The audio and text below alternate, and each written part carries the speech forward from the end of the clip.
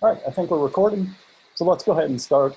This is almost where we left off last time. You'll remember we were talking about dynamically allocated memory, and that was our third region where we can store things. And the nice thing about dynamically allocated memory is once you ask for it, you get to keep and use it for as long as you want.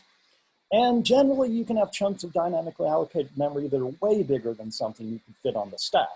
So if you need an array and you don't know how big it's going to be until your program starts running, the stack space may not be big enough, but the dynamically allocated memory could hold things as big as, on a modern machine, as big as you could possibly fit in memory, at least for now.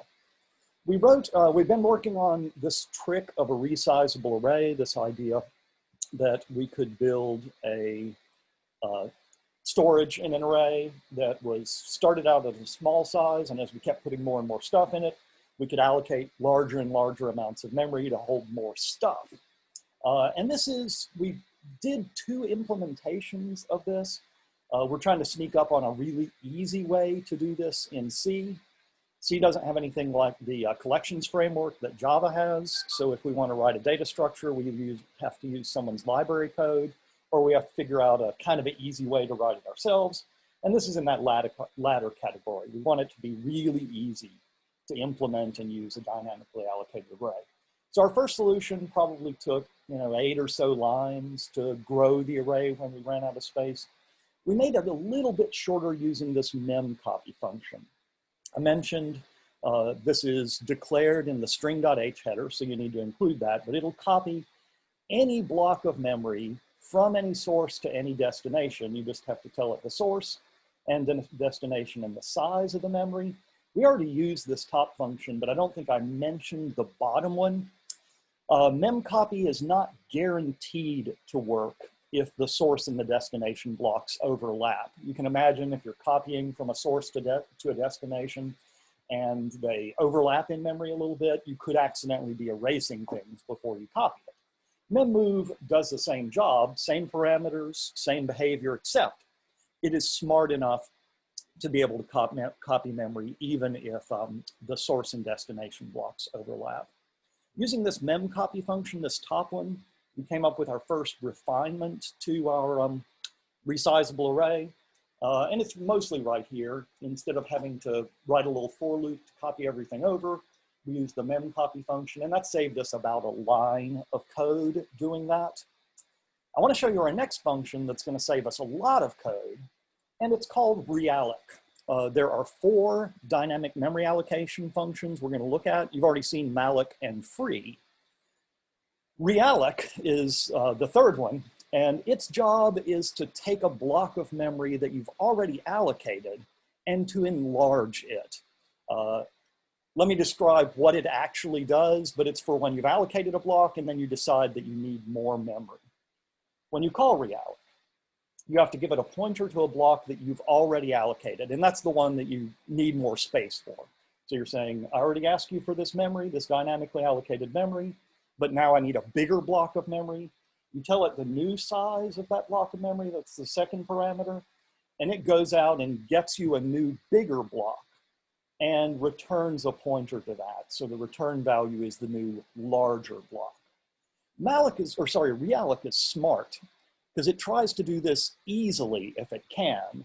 If it looks at your block of memory that you already had and there's some space after it that isn't being used, it'll just give you that space. Effectively, it'll enlarge your existing block if it's not going to run into anything. And that's what I'm trying to illustrate with this picture.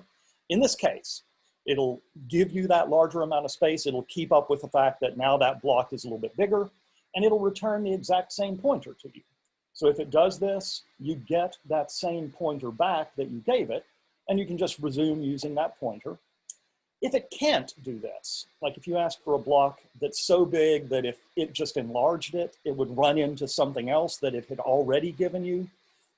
If it has to do this, it will go find you a bigger block of memory. It'll copy everything over from the block you had to your new bigger block, which is nice because if we're doing this for a resizable array, it means it's doing that copy for us. So it'll copy everything over to the bigger block. It'll free your old block after it's done that. So it's trying to make it look like it enlarged your block, If it can't just enlarge it, it'll, like I said, it'll get a new bigger block, it'll copy everything over, and it'll free that old block, and it'll return a pointer to the new bigger block. And this, the fact that it does all of these things for us, that's going to make it really easy to write a resizable array if we use realloc to help us out with that. So this is the same code we had at the end of class on Tuesday. This was the one that used memcopy to make it a little bit shorter, but I want to try using realloc instead and see if we can make it even shorter. So the plan is, instead of mallocing a new block, we're just going to go to realloc. And we're going to say, I had this block list that malloc already gave me, or that malloc or realloc already gave me. That's a block of heap memory. It wasn't big enough. Now I need it to be capacity, my new twice as big capacity that I just made. I need to be whatever the capacity was. Sorry, I'm having trouble with my editor. Times however big an int is. So that's the new size of the block I need. It'll give me, so it'll do what we just said. It'll enlarge the block if it can. If it can't, it'll go get me a bigger block, copy everything over, free the old block. And either way, the pointer I get back is the new larger block that I'm going to start using. I'm not even going to bother putting that in new list because I don't think I'm going to need that. I'm just going to say, well, list is now that new bigger block. And I'll put in a typecast here. It returns void pointer, so I don't really need a typecast. But it's probably a good practice, and it might let the compiler catch some errors for me. So now I'm going to get realloc to give me the new bigger block. And then I don't need, so this is my new code. This is what we had before. And I don't need to do this line anymore because realloc's already getting me a bigger block. So I don't need that. I don't need to copy everything over because if realloc had to go find a bigger block, it's going to copy everything over for me. So I don't need that. I don't need to free the old block because if realloc had to go get me a bigger block, it's going to free the old block for me, so I don't need to do that. And I don't need to assign the new list I just made to my regular list because I did that up here when I called realloc. So using realloc lets us get this code down to about 2 lines plus the if statement to detect that we've run out of capacity. Let's give it a try just to make sure we didn't make a mistake. I'll compile it. All right, it compiled, so we didn't make any syntax errors. Let's try running it. You remember we had that long input, which was that input of 40,000 values. So let's try resizable on that with realloc, and it looks like it's working just fine. We just wrote it in code there, but if you want a reference, there's an example program uploaded to our Moodle site. And this is pretty much the code that we just wrote with some bubbles explaining what we just talked through. So this is typically how we would write a resizable array using realloc. Like I said, it'd be nice to have something like the collections framework in Java, but if all you need is an array that can grow as needed, this is not a bad way to try to build it. Any questions? So this, we'll use this a lot in the remaining part of the semester. Any questions about what we just did before we wrap up talking about dynamically allocated memory, at least for this lecture? All right, I'm not hearing any questions.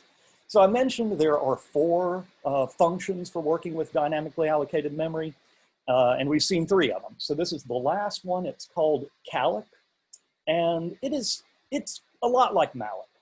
You go to calloc, and you tell it how much memory you want, but you tell it that in 2 pieces. It takes 2 parameters, and you can kind of think of it as made for allocating arrays. We've been allocating arrays, and we've just been multiplying how many values do you need in your array, and how big is each item in your array.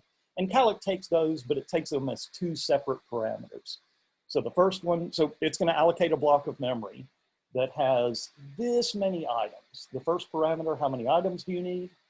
And the second parameter is how big each item is. So like I started to say, it'll allocate a block of memory that is number of items times size of each item in size.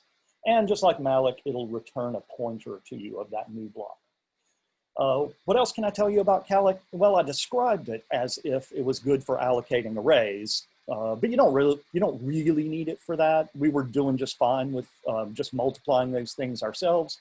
But the one other thing that calloc does is it fills your new block with zeros. Malloc and realloc, when you get new memory with those, you get uninitialized memory. So just like a stack variable, it might contain who knows what when you get it back. But calloc goes in, and after it's found your block, it goes in and fills every byte of that block with a zero. And for some applications, that could be convenient. You don't always need that. Often when you allocate a block, you're going to fill it in with stuff yourself, not necessarily zeros. The code we just wrote for a resizable array didn't need to fill in the block before we started using it. We filled it in as we put items in the array. But sometimes this is kind of handy and it can save you a line or two of code. We now have a bunch of different ways to allocate space for all kinds of storage, but they have different trade-offs, and I wanted to take a quick look at that. I wrote a series of programs to let us compare the performance of various ways that we could allocate space for a 1,000-element array. And I just want to see how these compare, which ones look like, at least on the machine I tried it on, which ones look like they're going to be faster, and which ones might have more overhead. I'll spend a little extra time on this first example, and then the rest of the examples are all doing the same thing. They're just using different ways of allocating an array. So down here, so this is what I tested with. I wrote a function, I wrote main, and I run for a whole bunch of iterations, 100 million iterations. That's just to have something non-trivial to do, so I can measure how long it takes. On each iteration, I call a function f. Inside that function f, I make an array and then I use it a little bit. I always make a 1,000 element array, and then I fill in its last element and get the value out of its last element. That's just to use the array a little bit. I was worried if I didn't do anything with the array, the compiler might be too smart and it might optimize my code so that if I had an array I didn't even use, it might get rid of it. It might optimize it out. So I tried to use the array a little bit just to force the compiler to keep it, to leave it in the implementation. So this array is stack allocated. I'm allocating 1,000 elements on the array on the stack, and I'm not initializing it.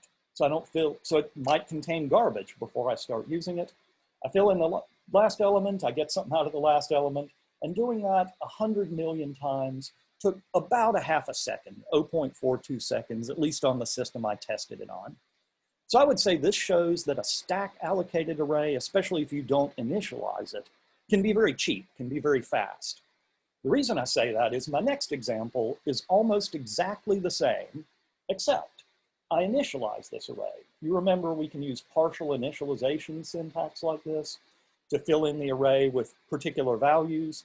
And any values you don't fill in, at least you don't specify, they get set to 0. So this is kind of a cheap way in terms of code. It's a quick way to write code that initializes this array all to zeros. So this is probably going to cost us, in fact, you can see it went up from less than half a second to about 9¼ seconds. Most of that extra time, I'll say all that extra time, was this initialization.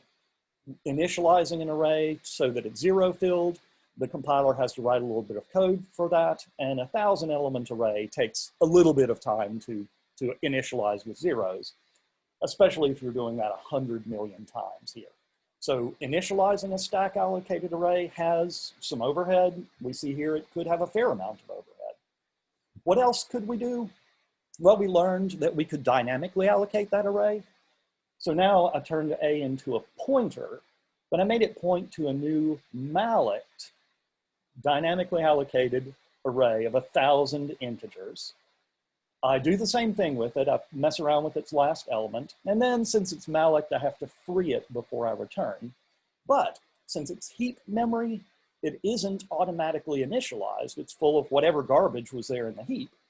So this one ended up being a little cheaper than the stack allocated one, at least than the initialized stack allocated one, but way more expensive than our first one. So I think this shows something that's worth keeping in mind. Heap allocated memory can be a lot more expensive to use, especially when you call malloc. It has to go find a block for you that's big enough, and that has some overhead. So compared to our first version, which was less than half a second, we're now up to about 6 1/3 seconds. What else could you do? Well, we could malloc and initialize that array. Remember, calloc fills that array with zeros, and this is just like the malloc one, except here we're getting a zero-filled block of memory. And you can see that has a cost. The runtime went up from 6 1/3 seconds to a little more than 16 seconds. So initializing, we've kind of seen if you're initializing either stack memory or heap memory, there can be overhead to that, especially depending upon how big the array is. One more thing that we could do in C, we've got one more region, and that's statically allocated memory. If I took that array and moved it to be a global variable, or if I just marked it as static inside the function, then it only has to get allocated once at the start of the program, and it only gets freed at the end of the program. And you can see that saved us about half of our execution time compared to our first stack allocated version. I think the reason for that is maybe a little bit of the reason is that we're not allocating this array every time we call the function, although honestly, that's really cheap and doesn't have that much overhead. I think the main reason for the performance improvement is this array is always at the same place in memory because it gets allocated when the program starts up. So the compiler can write, it would depend on your instruction set, but the compiler can write slightly more efficient code for using that array if it knows exactly where it's going to be in memory. And I think that saved us most of our time. I guess there's one more thing we could do. We could compare this to Java. Java, we don't get to make as many of these choices. Every array is effectively heap allocated in Java, and every array is automatically initialized to zeros. And every array that you allocate on the heap, every array you allocate with new, eventually has to be garbage collected. You don't get to tell the compiler, I'm done with this array now. You have to depend on it to later figure out that you're done with that array. And all of this has a fair amount of overhead. You can see here we're trying to do the same thing in Java. I'm allocating an array each time I call this function. I'm playing with just one of its elements, and then I'm done using it. And I'm going to do that 100 million times. And in Java, that ends up costing me about 1.5 minutes. So a fair amount more time than what I could do with, in C. Now, all those things that Java is doing are nice. Garbage collection is nice to have. It's nice to be guaranteed that an array that you allocate is zero filled automatically, but all those things have an overhead. My point as a C programmer is pick the place where you want to store a thing based on what you need to do with it. If you can stack allocate it, it can be a lot faster. If you have to dynamically allocate it, it can let you do things you couldn't do with stack memory, but there's going to be a little more overhead there. That gets us through our introduction to dynamic memory allocation. We're going to be using this the rest of the semester, so it's worth it to get a little practice using these ideas. Our next topic is our last day of talking about pointers. We'll learn some of the trickier pointer syntax here. Before we do that, any questions on heap memory before we leave that topic for now? All right, I'm not hearing any questions. So let's dive into our last day. We use pointers for the rest of the semester, but this is our last day mostly just talking about pointers. We're mostly going to be talking about special pointer types, or at least ones that I think of as special, ones where the syntax can be a little bit tricky. That's going to let us handle pointers to two-dimensional arrays, and we'll see that in C there are kind of two different ways to build things that we might think of as two-dimensional arrays. And then we'll see how that applies to working with command line arguments. You'll need that for your next project in class. And finally, if we can get to this topic today, one special pointer type is you can take the address of a function and use that to call the function based on its address. And there's some neat tricks you can do with that. Let's talk about pointers and multi-dimensional arrays. Now, one thing that's worth remembering is multidimensional arrays in C are really just arrays of arrays. I made one here and I kind of picked an application to make it easy to talk about. I made an array of colors. Every color I'm going to think of as a RGB value, and I'm going to think of each of them as ranging from 0 to 1,000. I know that's probably not typical, but I'm storing the color, I'm storing each of the RGB components in a short, so I've got plenty of capacity for 0 to 1,000. So you can think of each of these rows in the two-dimensional array as a color. And then if you had a palette, you could have as many colors as you wanted, but every one of them would be 3 elements wide, would have 3 shorts in it. So this, if you think of it as an array of arrays, it's an array of colors, where each color is just a little 3-element array of shorts. We know that in memory, this is stored in row major order. So it's stored kind of like my picture shows down here, one row right after another in memory. We don't usually think of it that way, because if we're building a two-dimensional array, we kind of like to think of it as a table, a two-dimensional thing, and that's fine. As far as the compiler is concerned, the important thing about how this array is stored is if you want to move from one row to the next, if every row is 3 shorts, then moving up and down in this two-dimensional array is 6 bytes in memory. So moving from the top row to the next one. Moving left to right, moving from one column to the next is 2 bytes in memory, since every short takes 2 bytes to store. So if we wanted to work with an array like this, there are a number of things we could do. We could start talking about individual elements. If you wanted to look up a particular element like this 0 here or this 500 here, you would take the name of the array and you'd stick 2 indices after it. So if you thought of, I want palette, row 1, column 2, that should give you this 500. If you wanted to get the address of that thing, that's easy to do also. You could stick an ampersand in front, and you could look up an individual element like row 3, column 1, and then you could say, I want the address of that thing. And that works just fine.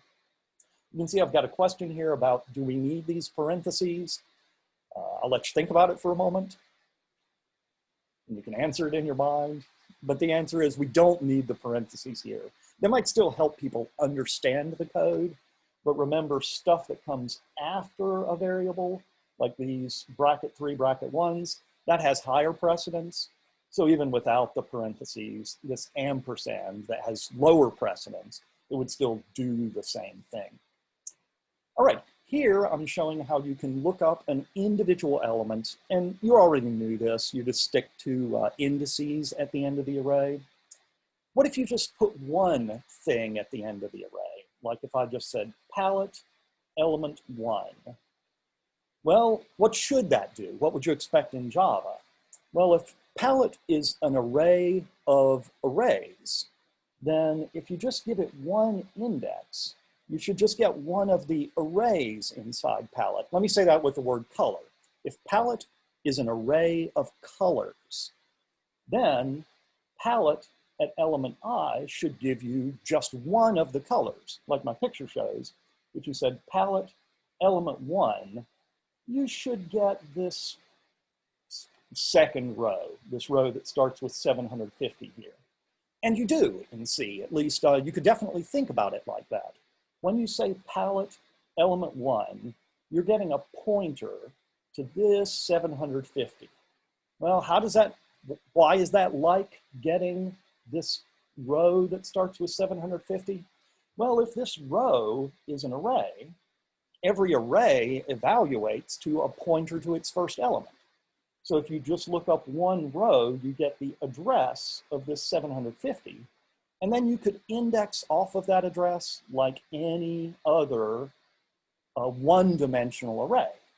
So the point I'm trying to make is palette at a particular element does give you just one row, but just like any other array, it lets you access that row by giving you a pointer to its first element.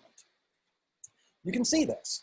If you take palette and you look up one of its rows, you can do pointer arithmetic on that. You can add to it to move to pointers to other elements in that same row. What if you, so back here we were talking about, what if you just give it one index? That should work like a single row of the array, and it does. It gives you a pointer to the first element in that row. What if you didn't put any indices on it? What if you just said palette? Well, that should also work like an array, so it should give you a pointer to the first element in that array. But if you just say palette without any indices, it should give you, again, a pointer to the first element in the whole palette. It should give you a pointer to this first row right here. Why do I say that? Well, every array, if you just evaluate that array, you get a pointer to its first element. Well, if this is your two-dimensional array, if this is your array of arrays, and you take just the name of that array, it should evaluate to the first thing in that array of arrays. It should evaluate to the first color in that array of colors. And that is what you get. If you say palette, and you just give it an index of 0, you get the first row via a pointer to its first element, like I'm trying to draw in this picture here. If you say palette with no indices after it, you get a pointer to the first element of the whole palette. That is a pointer to the first color in this array of colors. Now, a thing to notice is these two pointers, they're pointing at the same place in memory. This pointer is pointing to the first byte of that 1000 in memory. And this pointer is also pointing to the first byte right there at the start of this row. So these pointers are actually pointing to the same memory location, but they don't behave the same. And that's what I'm trying to show with coloring these in orange. The reason they don't behave the same is if you start doing pointer arithmetic on them. Well, this is a pointer to one short value. It's a pointer to this 1000 at the start of the first row. So if you add 1 to it, you're going to move 2 bytes ahead in memory. You're going to move by 1 short at a time. So when you do pointer arithmetic on a pointer to a row, it moves within that row. Whereas if you do pointer arithmetic on a pointer to the whole palette, the whole 2D array, it moves a row at a time. And that's what I'm trying to show here. If you add 1 to this palette pointer, you get a pointer to the second row. If you add 2 to it, you get a pointer to the next row. So we can see here, the point I'm trying to make is, even though these pointers are pointing to the same location in memory, they have different types. This one is pointing to just one short in memory, so it moves a short at a time. This one's pointing to a whole color, a whole 3-element array of shorts. So when you do math on it, it moves 6 bytes at a time. It moves a whole color at a time. And again, that's what I'm trying to show here. I've said all of this without actually talking about the type of a pointer to a row in a 2-dimensional array. I wanted to kind of get out the idea of here's what it needs to do, but we also need to figure out how to write down its type. So palette, a pointer to a whole row, should have a type that says I'm a pointer to not just one short in memory, but 3 shorts in memory, one after another, a whole color in this a whole row of this 2-dimensional array, a whole color. Now, often you can get by without needing to write down this type, because when you call a function, well, we secretly know, even with a 2-dimensional array, when you call a function and you pass it an array, you're really passing it a pointer. But in the case of calling a function, we have this friendly syntax for essentially what is a pointer. If you wanted to pass a whole palette to a function, you could write a function that looked like this. It would say, I take a 2D array of shorts. I don't care how tall the array is, I'm not even going to tell you that, but every row is 3 elements wide. And this works just fine. This is, I think of it as a friendlier syntax, an easier syntax for writing down a pointer type. But that only works when you're calling a function. If we wanted to do something like dynamically allocate a whole palette, dynamically allocate space for a 2-dimensional array, we need to be able to write down that pointer type ourselves. So that's what we're going to figure out next. Questions before we try to do this? I'm trying to mostly set us up for why we need to be able to talk about pointer types for multidimensional arrays. Questions?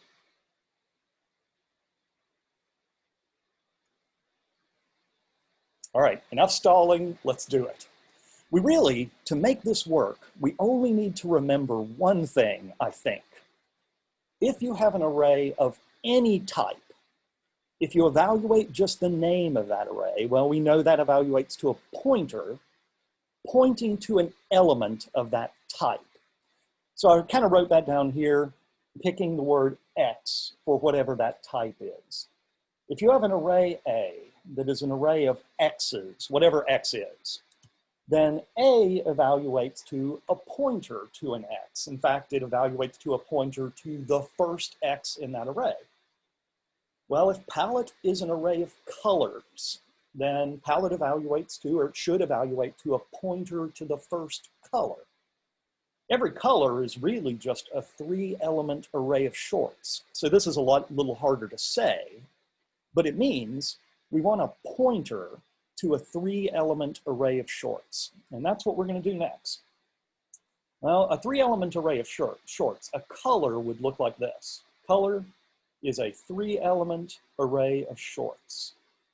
We could make a pointer to a 3-element array of shorts, a pointer to a color, by declaring it like this. If you practice your type reading, this should work out. Color pointer, CPTR, is a pointer to a 3-element array of shorts. It's a pointer to a color. It's a pointer to one row in this 2-dimensional array. Here we do need these parentheses because otherwise the parentheses forces us to go to the star first rather than the square brackets. So because of the parentheses, we read this as color pointer, CPTR, is a pointer to a 3-element array of shorts. It's a pointer to one row in this 2D array. If we didn't have those, it would read as CPTR is an array of 3 pointers to short, which isn't the same thing. So if we declare a pointer like this, it can hold the same pointer type as our whole palette. That's what I'm showing in this little block of code on the right. If I make a palette just like the one we've been looking at, and then I make a pointer just like the one we talked about, CPTR is a pointer to one row of this thing. CPTR is a pointer to a 3-element array of shorts. Then this last assignment works just fine because that's the type that palette evaluates to. It evaluates to a pointer type, and we just made a pointer of the right type. If you know this, if you know the pointer types that arrays evaluate to, you can do a variety of neat things. Maybe this first one isn't that neat, but you can pass an array to a function using the pointer syntax rather than the square bracket syntax. So if you wanted to call a function f and pass in palette to it, well, that's going to evaluate to a pointer. And here's its pointer type. This is secretly the same thing we were looking at on the previous slide. I just called it P instead of CPTR. So P is a pointer to a 3-element array of shorts. It's effectively a pointer to the first thing in this palette. You can do other things like you can take a pointer to, here I took a pointer to the second row of palette. So if you take palette plus 2, well, that should be a pointer to the second row. And if you assign that to a pointer array or to a pointer of the same type, that's what I made over here, then you can use that pointer just like a 2-dimensional array. Except because I started 2 rows down, it's going to be indexing starting from here. So if you say row 1, column 2, you're really talking about, well, if you were starting from here, row 1 would be down here, and column 2 would be the 750 over here. You can use the same trick calling functions. You could give them an offset into the array. And as long as you got the pointer syntax right, it would work just fine. I've already said this, but here I've got a slide that shows it. This is really what the compiler's been thinking all along. When we use this syntax over on the left for passing an array to a function, the compiler knows we're really passing a pointer to the start of that array.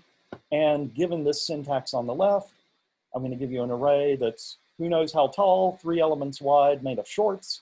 It knows, oh, you're passing me a pointer to a 3-element array of shorts. And this is what it's always been thinking when we use this friendlier syntax on the left. This trick will let us use the same pointer syntax, or it will let us build pointers that work just like multidimensional arrays anywhere we want. We'll get a little bit more practice, although you probably don't need it. If we had a 2-dimensional array like A down here, a 5 by 10 array, you can think of it as a 5-element array of 10-element arrays of ints. It contains 5 things where each thing is a 10-element array of ints. So if you wanted to turn it into a pointer or make a pointer that was equivalent to that array, you just need to make a pointer to the first thing in this 5-element array. Now, the first thing is a 10-element array of ints. So I'm making a pointer, AP, that's a pointer to a 10-element array of ints. And then that pointer, this AP, once you make it point to the start of A, you can use it just like a 2-dimensional array. The same works for 3-dimensional arrays. Here I can say the same kind of thing. B is an array of 10 things, where every thing is a 5 by 3 array of doubles. So to turn it into a pointer, or to assign a pointer that works just like B, I just need to make a pointer to the first thing, a pointer to the first 5 by 3 arrays of doubles. So I made B pointer is a pointer to a 5 by 3 array of doubles, and then I can assign it to B, and then B pointer works just like B. It works just like a 2-dimensional array. Questions before, so we're really just setting up for what we're about to do next. But now we at least know how to make pointer types that work just like multidimensional arrays. Questions before we do something with this? All right, let's dynamically allocate a palette of colors. So we've been playing with that example. That's a 2-dimensional array where the width is fixed. It's always 3. If we want to dynamically allocate it, though, we need a pointer type that can point to that dynamically allocated array in memory. And we already know the pointer type. If you want a pointer that works just like a whatever by 3 array of shorts, we need a pointer like this pal up here. It is a pointer to the first thing in that palette. It's a pointer to a 3-element array of shorts. So I've got my pointer type right. How big do I want my palette? Well, I said, let's make it 1,000 elements in size. So I go to malloc, and I say how much memory I need. I need space for n rows, times 3 elements per row, times each element is 2 bytes in size. Each element is the size of a short.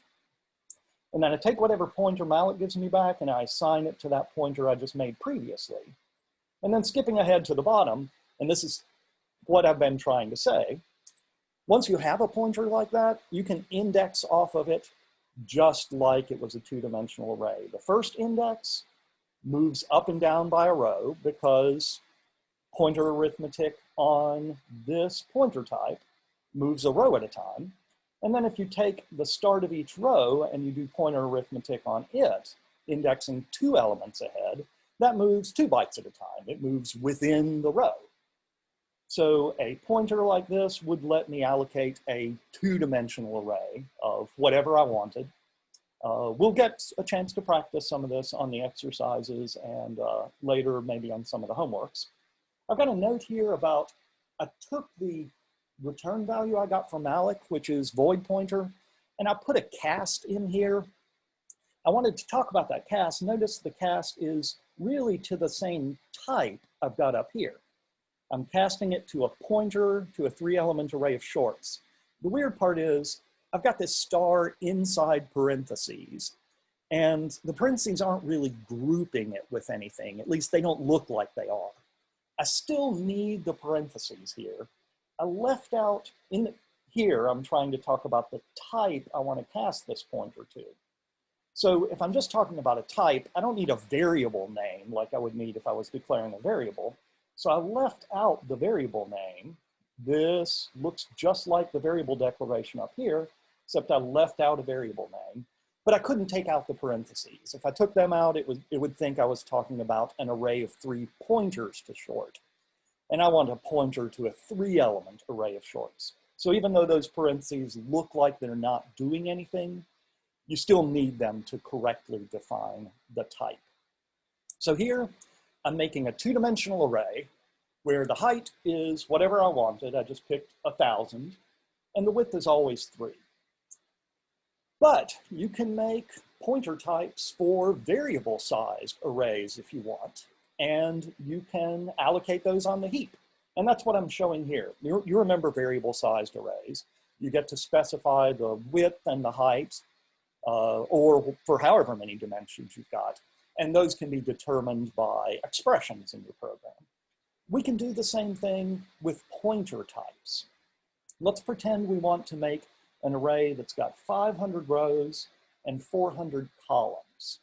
So every row of that array, and let's say it's an array of ints. So every row of that array is going to be 400 integers. It's going to be a little array of 400 integers. So the pointer type I need for that array is a pointer to one of those rows, a pointer to an array of 400 integers. Now, and here I set C to be 400. So I'm really talking about whatever value of C is. I'm still going to say 400 because that's easier to say, but this would work for whatever value C is. So the pointer type I need, a pointer to one of these rows, is A needs to be a pointer to a 400-element array of ints. I made the pointer type here. Now I just need to make it point to dynamically allocated memory. How much memory do I need? I go to malloc, and I say I need 500 rows times 400 elements per row times however big an int is, 4 bytes. Just like before, I take the pointer that malloc gives me back, I typecast it to get it to the right type, although since it's a void pointer, I don't absolutely have to do that. And then I make A point to that. And as you see further down, now I can use A, just like a 2-dimensional array. The first index is going to move up and down. It's going to move 1,600 bytes at a time in memory, since that's the size of each row. And the second index is going to move 4 bytes at a time in memory. It's going to move left to right. Oh, what else I was going to say? This is a little weird, but notice the type for this pointer has a variable in it. To define that type, since it depends on the width of the array I'm making, whenever I say that type, I've got to have some way of talking about how wide each row is. So here, the type has a variable. Same thing when you were passing 2-dimensional arrays to functions. When you talked about the array parameter, the type for that array parameter might have needed variables in it, just to say the dimensions of that array. In both of these cases, backing up here, we made a 2D array that's as tall as we need it to be, but 3 elements wide. Here we made a dynamically allocated 2D array that could be as tall and as wide as we wanted. In both cases, the memory we allocated for this array took just one call to malloc. We allocated it as one big block of memory, which means when we're done with it, it's really easy to free. Since palette was one big block of memory, it only takes one call to free to give that back to the heap. Since our 2D array, or our next array, was one big block of memory, one call to free will give it back. This is probably, I guess this way of making 2D arrays in C, whether they're stack or heap allocated, this is probably the easiest way to allocate space for that. The types, naming the types and thinking about those is a little bit tricky, but you can see the code backing up. It took one call to malloc to allocate this, and then we could use it like a 2D array. It took one call to free to give this back to the heap. So even though the types for those pointer types was a little tricky, the code for allocating and freeing it is easy. That's not the only way to build 2D things in C. You can build 2D things different ways. The picture I've got at the bottom is another common way for people to build what they would often call a 2D array. I'm going to call this an array of pointers instead, just to make a distinction between 2D things that are allocated as one giant block and 2D things that might be allocated more Java style.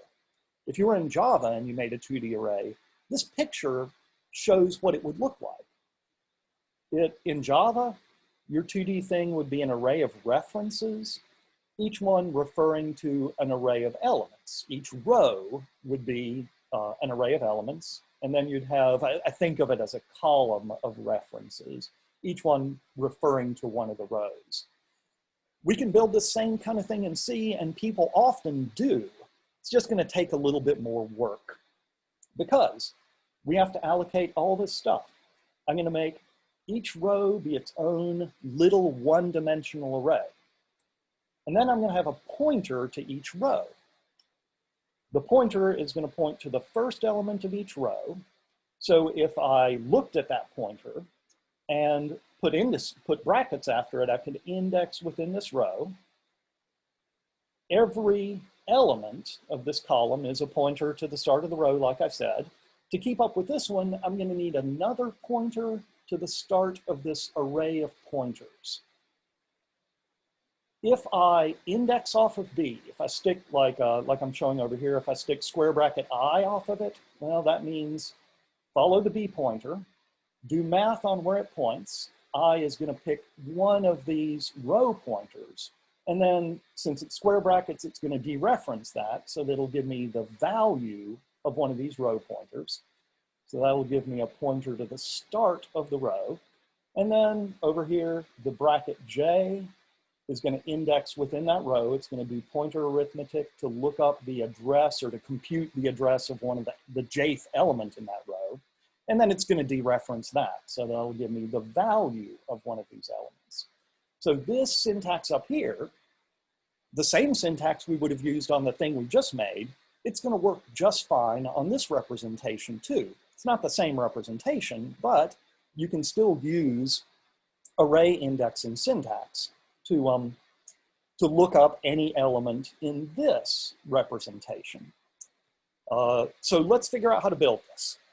First, we're going to need to make an array of pointers to rows. Well, every row is an array of ints, so we need an array of pointers to ints. To keep up with an array of pointers to ints, we need a pointer to its first element. Well, its first element is a pointer to an int, so we need a pointer to that pointer to an int. B's type is going to have to be pointer to int. It's a pointer to the first thing on this array of pointers to ints. And we're going to need to allocate, if we were dynamically allocating this, we need to make this whole array of pointers to ints. So here's what it would take. We just said, well, B's type seems like it's going to have to be a pointer to an int, a pointer to the first thing on this array of pointers to ints. If we wanted to malloc space for it, we'd have to go to malloc and say, I need a bunch of pointers. I need an array of pointers. Let's say there are R elements in the array, one for each row. So I need R things, each of them as big as a pointer to an int. So I can just ask size of about that. Each thing on my array of pointers needs to be however big a pointer to an int is. This will allocate this column of pointers, and then I cast it to the same type as B and assign it to B. And now I think of, well, I've built this. I've built B pointing to this array of pointers. Well, that allocates this little column piece, but now I need to allocate each row. So after I do that, it seems like I'm going to have to go through and say, well, for every row of this array, for I counting up from 0 up to but not including R, I need to allocate space for each row. Let's pretend each row has to have C integers on it, one for each column. So I go to malloc and I see for each row, I need C things. I need space for C elements, each as big as an int. Not a pointer to an int here. I'm making an array of ints for each row. So malloc's going to find me space for that. It'll return a pointer. And then I make the ith row of B point to that, or I copy that pointer into the ith row of B. So the first row, I'm going to allocate this green part over here, this array of ints, and then when malloc gives me back a pointer, I'm going to store that in the 0th element of B. And the same thing for every row. So once I've done that, I've built this structure over here. I made this point a couple of slides ago, but the nice thing is, once I've built it, I can use it just like a two-dimensional array. I made the point that indexing into I, or the I index, the first index, looks up one of the pointers in this array of pointers. And then when you index the J index off of that, indexes into the elements of each row. So once I've built this, I can use it like a two-dimensional array. When I'm done with it, if I want to free the space for this, it's going to take a little bit more work. Well, obviously, I had to make a bunch of calls to malloc to build it. So for every call I made to malloc when I built it, I need to free that memory. So first, I go through each row. I take the pointer I got back from malloc. Remember, I saved each pointer in the ith row of B, so I give that back to free, and that frees each row one after another. And then once I'm done, I free the column. I free whatever B points to, and that's going to free this red array of pointers to ints. The order here matters. I wouldn't want this free of B first, because if I did, then I would be using a dangling pointer whenever I tried to look up elements of B. So I free each row first, and then I free this column. Questions? So we did two ways of building two-dimensional structures, and C programmers use both of these. Questions? There are trade-offs in these two representations. We've kind of talked about trade-offs like these before. Comparing a real two-dimensional array, where every row has to be the same length, and it's allocated as one big block of memory, and we can find elements just by doing math on the starting address of that block.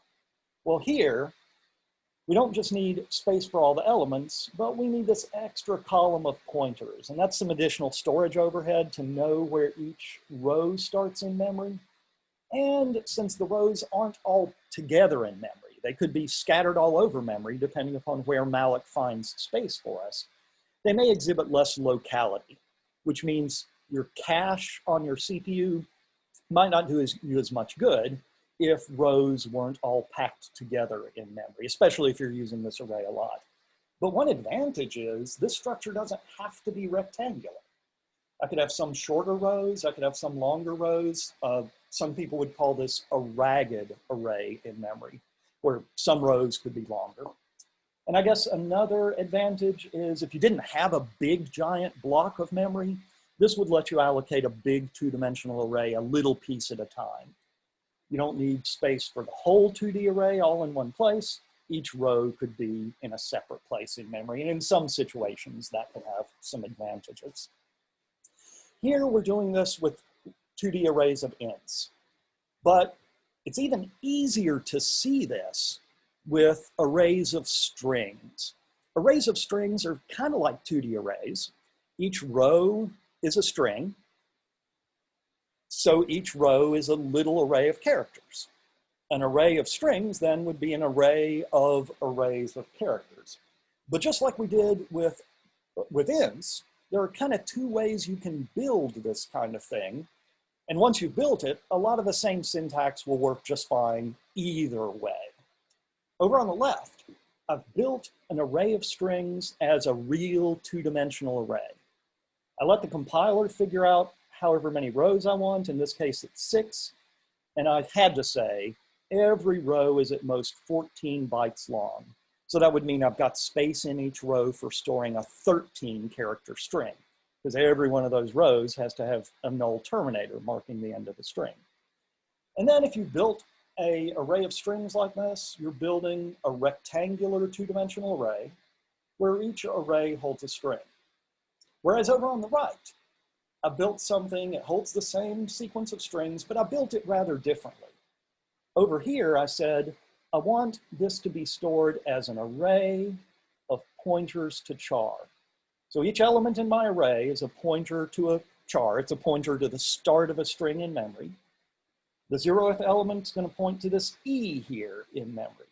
This is a literal string. The compiler is going to go find room for each of these strings, and it's going to fill in this array of pointers so that each pointer starts initialized to one of those literal strings, pointing to the start of that literal string.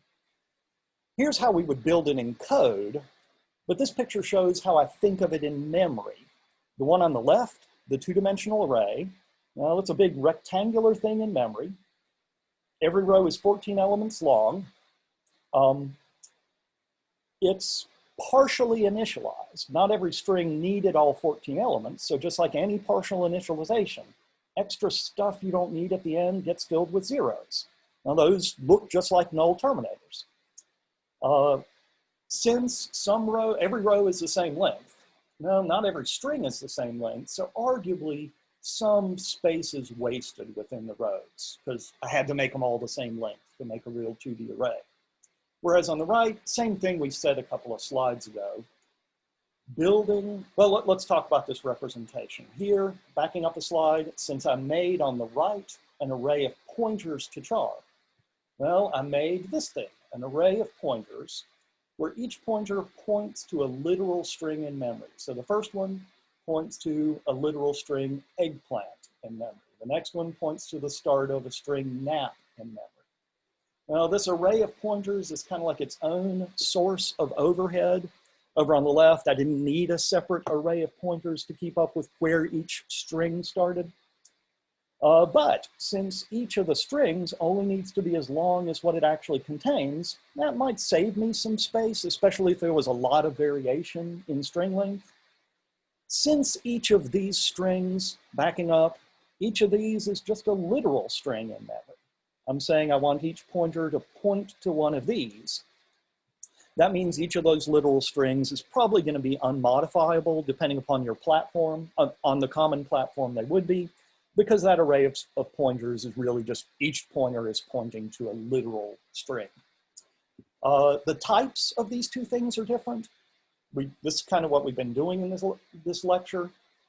Since the guy on the left is a two-dimensional array where each row is a 14-character or 14-element array of char, the guy on the left evaluates to a pointer to one of the rows, a pointer to a 14-element array of char. Whereas the array on the right, it's an array of pointers to char, so it evaluates to a pointer to the first thing in that array, a pointer to the first pointer to char. But even though they have different types, kind of like we talked about with int, you can look up any individual character by looking up a particular row and then an element within this row. In either of these cases, for either of these types, this would give us the character G. That's row 3, that's probably that G right there. You could look up a single row, and in either case, whether it's this type or this type, each row evaluates to a char pointer. So words 1 evaluates to a string within this two-dimensional array. In both cases, it'll give me a pointer to, it'll give me the string nap, a pointer to this N at the start of the string. But if you just say the array on the left or the array on the right, like it shows up here, those pointers, those are both evaluate to pointers, but pointers with different types. You can see this if you ask size of. On the left, it's going to tell you the size of that whole block of memory. That's 6 rows at 14 bytes apiece, so that's 48 bytes. Whereas if you ask size of about the array on the right, well, that's just an array of 6 pointers. It's not going to count the space that each pointer points to. So an array of 6 pointers on the common platform, every pointer is 8 bytes. So 6 8-byte pointers is 48 bytes. So size of would see these as, it would report these are different sized things in memory. So the last couple of slides, maybe the last 10 or 12 slides, we've been talking about different ways of building two-dimensional things in memory. And I'll say you should be pretty good at building both of these. There are I made the point that there are performance and storage advantages with either of them. And depending upon what you're using, you're probably going to have to be comfortable using either representation, especially because of what we're going to talk about next. Before we move to our next topic, any questions about what we've just been doing? I kind of tried to show the same idea with arrays of integers, and now we're seeing the same idea with arrays of strings, with 2D arrays of characters. Questions?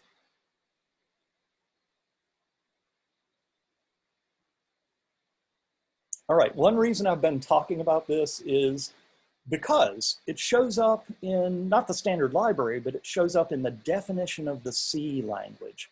We haven't used this yet, but just like Java programs can take command line arguments, C programs can take command line arguments. And to understand how those work, we've got to understand a little bit about what we've been talking about. So far when we've been defining main, we haven't given it any parameters. And that's fine, that is a legal definition for main, but it's also legal to define main like this. You can say main is a function that returns int, and it takes two parameters. It takes an int that's traditionally called argc, and it takes another parameter, argv. The reason I hesitated there is I wanted to talk about the type of argv. We can read it off of this declaration. Argv is an array of pointers to char.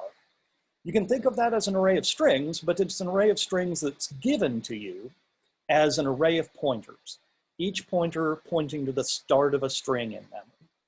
This is, in a C program, this is your way of getting access to the command line arguments, so that when someone runs your program, they run it like this down here, and they don't just give the name of your program, but they stick some stuff at the end, some extra parameters that the program might want to work with. Then this is how you find out what those parameters are. argc tells you how many parameters you've got. And that, for reasons we can talk about, that includes the program itself. So when you get your parameters, the name of your program, or really whatever you typed here when you ran your program, that's argument 0. That shows up in your list of arguments. Other strings you put on the command line, those are your remaining arguments. So in this case, A was the next string I typed, so it's argument 1. B was the next string I typed, it's argument 2. Normally the shell breaks up arguments sort of a word at a time, so it uses white space to delimit arguments. But if you want the shell to cram a bunch of stuff into one argument, the shell supports double quotes to let you do that. It also supports single quotes, but they mean something slightly different.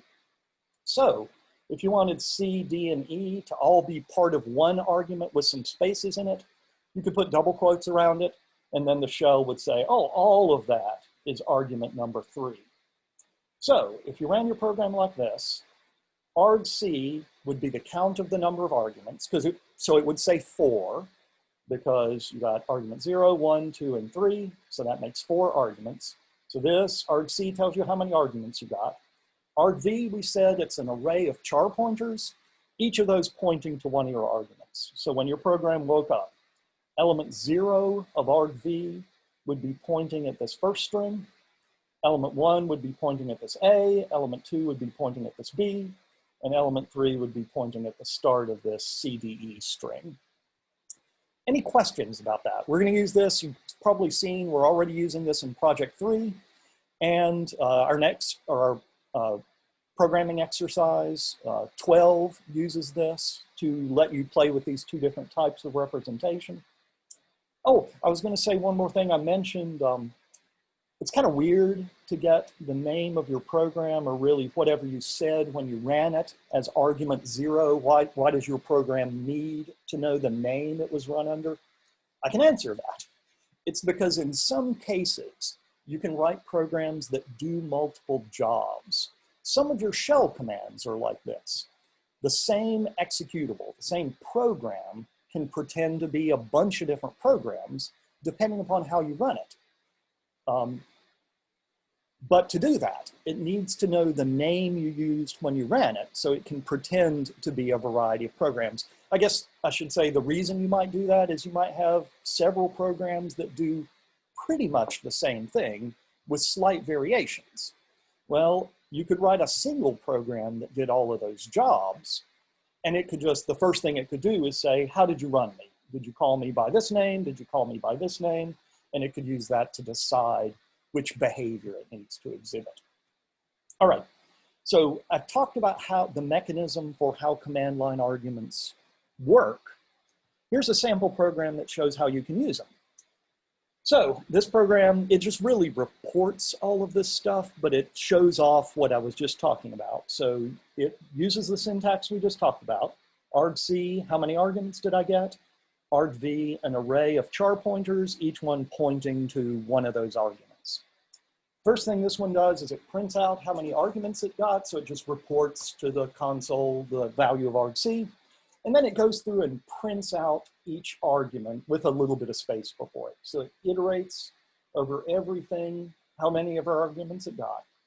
For each of those, well, if argv is an array of char pointers, if I look up element I, I'm getting a char pointer, and that usually means string in C.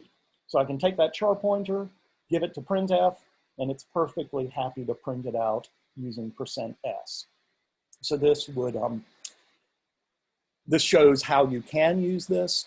Typically, you wouldn't write a program that just reported its command line arguments. You would have it do something based on them. So more realistically, one of the first things your program might do is look at its command line arguments, maybe do some string comparisons on them to see what the arguments were, and then use those to decide what you want the program to do. Just like when you run regular shell commands, you often type, like GCC. When we run GCC, we give it a bunch of arguments. It does this to figure out what options we passed to it when we ran it. I guess I was going to say one more thing back here. I see some students get confused between shell syntax and the arguments your program sees. And that's understandable. You're probably accustomed to running programs and putting things like less than input.txt and greater than output.txt here. And you know that that does IO redirection. That tells it what file to read from and what file to write to. Those are never actually going to show up in your command line arguments. If you use IO redirection, and there's some other shell syntax you can put on a command line, if you use that, then before your program even gets started, your command interpreter, your shell, finds those things on the command line, it consumes them. It does whatever they say, like if you say, I want my output to go to this file, it tricks your program into sending its output to that file, and then it gets rid of that part of your command line. So if you did IO redirection, you wouldn't actually see it as part of your argv. That's the job of the shell. I guess that's nice. It means your program doesn't have to do that stuff. It's done before your program starts. All right, we've got a couple of minutes. I don't think we'll get through this topic, but we can make a start on it, and then we can finish it up on Tuesday of next week. I mentioned there's one more type of pointer that can be awfully handy. Just like array pointers, the syntax is a little weird. It is a pointer to a function. When I first started introducing the idea of pointers, I said, well, variables get stored in memory. So the compiler has to know where every variable is going to be stored in memory. Even code, like if you write the code for main, the compiler has to store that somewhere in memory, which means even a function has a starting address. And if you ask the compiler, it will give you the starting address for a function. You can store that in a pointer, and then you can access that function not by its name, but by using that pointer. Now you could ask, well, that's neat, but why is that useful? I'll sneak up on some examples that try to show why that's useful. It's mostly for writing code that could call functions without even knowing the specific function it's calling. To be able to do that kind of thing, we need to figure out kind of the three things that we did when we first learned about pointers. We need to learn, well, if I have a function, how do I know where it starts in memory? Where can I store that? How do I make a pointer that can hold the starting address for a function? And if I've got a variable that holds the starting address for a function, how do I call the function based on that variable? Kind of like dereferencing that pointer. Well, so I made up some examples to get us started on this. First, we'll do the pointer type. So I made a function, or at least I made the start of a function. This f up here is just a plain old function. I want to make a function f that takes a char pointer as a parameter, so probably a string, and returns an int. And who cares for now, who cares what the body of f is? It could be any function. So this is a function. It has a particular type. I would say its type is it takes char pointer and returns int. If I want to make a pointer that can hold the address of a function, I need to make a pointer of the right type. The type of the pointer has to match the type of the function. Here's the syntax for making a pointer that could hold the starting address of a function like f. You can read its type using the rules that we talked about. Remember, you read the type of a variable by starting at the variable and working your way out, respecting the precedence of the type operators. So fp is a variable. It's a variable that could hold a pointer to a function. Reading its type, fp is a pointer to, well, what's over here? We've seen square brackets here before, but this parentheses, that's what you use when you're defining a function. So read those parentheses. Here we're really using them as another type operator, but you can read them as saying function. So fp is a pointer to a function. Well, when you're defining a function, inside the parentheses go its parameters. So same here. fp is a pointer to a function that takes a char pointer and returns an int. Well, that's exactly what f is. F is a function that takes a char pointer and returns int. So fp could hold the address of a function like f. Here, top example, we're defining a function. Bottom example, we're defining a variable that could hold the address of any function like f. And when I say like f, I mean with that type. But just like any other variable, fp is undefined until you make it point to something. How do you do that? Well, that's what I'm showing next. Let's say you had a function like this. I changed its name to my function, which is maybe not better, but notice it's got the same type. It takes char pointer and returns int. We'll pretend it does some stuff inside. Down here in this next block of code, I make a function pointer, just like we did before. So one more time, fp is a pointer to a function that takes a char pointer and returns int. But until I've assigned it to something, it's an uninitialized pointer. So that's what I do next. fp gets my function. Just like an array, if you just give the name of a function and you don't put parentheses after it, you get the starting address of that function. Just like an array, you don't put an ampersand here. If you give the name of an array, it evaluates to a pointer to the start of that array. If you give just the name of a function, you don't need an ampersand, it gives you back the starting address of that function. What do? I take that and store it in fp, and now fp points to the start of my function. I said there were 3 things I needed to do, we needed to be able to do, and we've done 2 of them so far. I can make pointers that can hold the addresses, the starting address of functions. I can assign them to make them point to functions. How do I call a function given a pointer to it? Well, it's convenient, but it can be misleading.